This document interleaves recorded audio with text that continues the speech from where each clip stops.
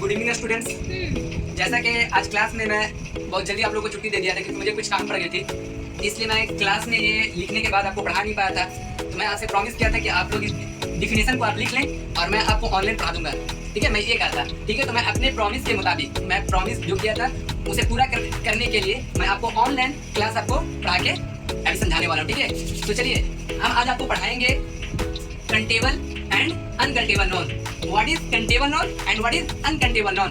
ठीक है, countable non क्या है और अनकंटेबल नॉन क्या है, तो मैं दोनों को बारी बारी से समझूंगा। ठीक है, सबसे पहले देखेंगे डिफिनेशन किसका, कंटेबल नॉन्स का। ठीक है, nouns that can be counted are called countable nouns. ठीक है, क्या है, नॉन्स मींस होता है संज्ञा, नॉन्स मींस संज्ञा। ठीक है, तो वैसा नॉन, कैसा नॉन, वैसा non that can be counted, जिसे हम गिन सकते हैं, वैसा नॉन जिसे हम गिन सकते हैं यानी काउंट कर सकते हैं, आर कॉल्ड, उसे हम क्या कहेंगे, क्या कहेंगे, कंटेबल नॉन। नॉन क्या कहेंगे, कंटेबल नॉन। वैसा नॉन जिसे हम क्या कर सकते हैं, गिन सकते हैं, आर कॉल्ड, उसे क्या कहते हैं हम, कंटेबल नॉन्स।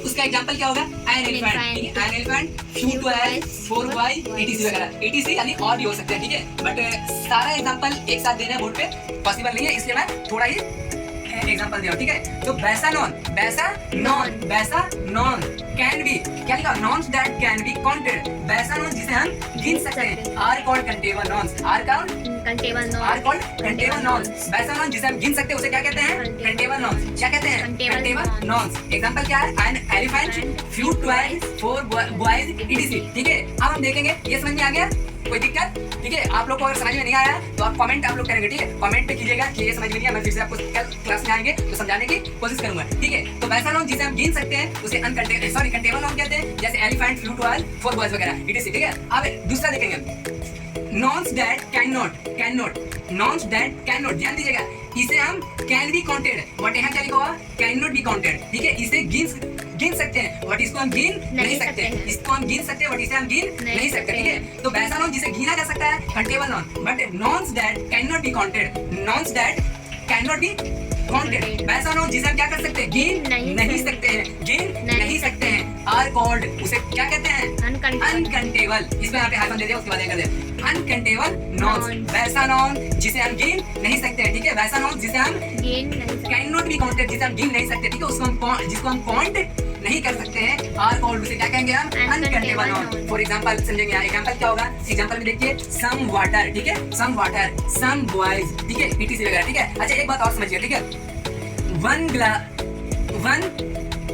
kg राइस, ये आपका किस में आएगा, अनकंटेबल नॉन या कंटेबल नॉन, 1। ठीक है, तो हम क्या बताए, वैसा नॉन जिसे हम गिन नहीं सकते। अच्छा, राइस एक नाम है ना, राइस एक नाम है ना, नेम है, सॉरी नेम है आपका ये। ठीक है, और किसी भी नेम को क्या कहा जाता है, नॉन, किसी भी नेम को नॉन कहा जाता है। तो हमारा राइस एक चावल है, राइस में चावल, चावल एक नाम है ना, एक नाम है।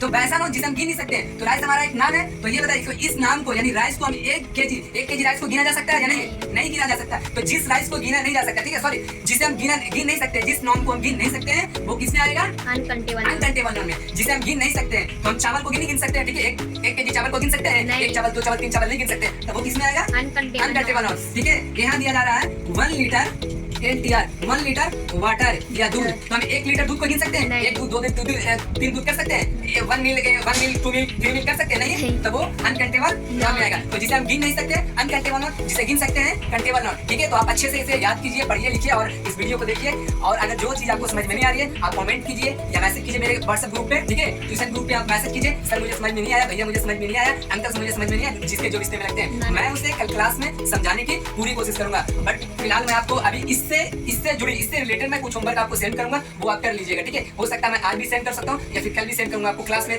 दूंगा, आप इसे ठीक कर लेना। ठीक है, ओके, दैट्स ऑल।